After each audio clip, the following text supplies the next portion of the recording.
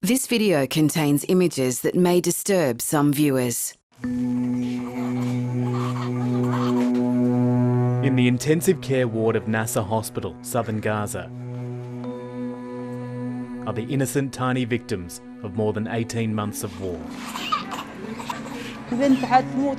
I'm terrified of losing my granddaughter. Something as simple as milk could save her life. Suwa is not even 6 months old, but she's facing the fight of her short life.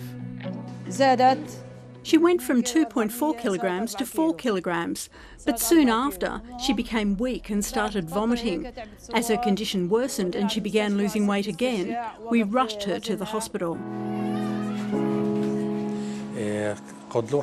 Lately, there is a huge increase in admissions to the hospital, especially in the ICU, due to malnutrition. This is the result of Israel's total aid blockade of Gaza. New mothers are struggling to breastfeed without food for themselves. Their babies can't get enough milk and formula to fill the gap, and they're starving. She might not survive because of the siege. This embargo has killed many children. Every day, 20 children die here in Gaza.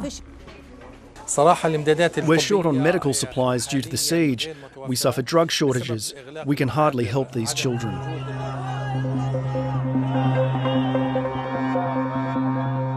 Scenes like these and deadly strikes against claimed Hamas targets, which local authorities say have killed more than 52,000 Palestinians, most of whom are civilians, continue to fuel scathing criticism of Israel, which is only getting louder. But it's doing little to sway the country's leadership, this week announcing plans to capture all of Gaza for an indefinite period in an expanded military operation. To Hamas, I say one thing: the rules are going to change very soon. Some of the most vocal right-wing members of the coalition cabinet making it clear how they see the mission. We are finally going to conquer the Gaza Strip. It may end up us conquering all of Gaza, and they see that as a step in the right direction in their ideology. It's not what the strategy that is conducted right now. Tamir Hyman is a former head of the IDF's intelligence directorate. What the IDF suggested and was approved by the government is a slowly but more intensive expansion of the footprint in Gaza of the IDF.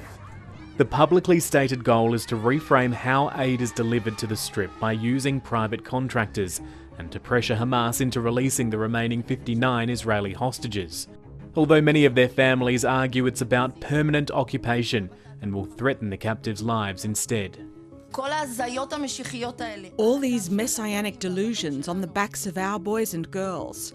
What the hell do you think? Do you think we will sit quietly here? The US president confirming worst-held fears earlier this week. 3 have died, so this is a terrible situation. It's concerns about mission creep which prompted reservists like Max Kresh to refuse the call-up for duty. As a soldier, as somebody who wore the uniform proudly in the past, now is the time that I need to speak up. This is how I fight for what's right. The combat medic decided he wouldn't go back to the front line just over 2 months into the war. It was a lonely existence back then, but now thousands of other reservists are publicly declaring they are following suit. Refusal is legitimate, and it's not refusing army service, it's not refusing military service, period. It's refusing to take part in specifically what's happening here. It's 2 months since Israel resumed its bombardment of Gaza, and Hamas says there's little point in further ceasefire and hostage negotiations given the hunger war being waged in the Strip. There's really only one opinion Benjamin Netanyahu cares about here. It's that of the US president, who's visiting the region this coming week and whose ability to exert pressure and change the course of the war is crucial.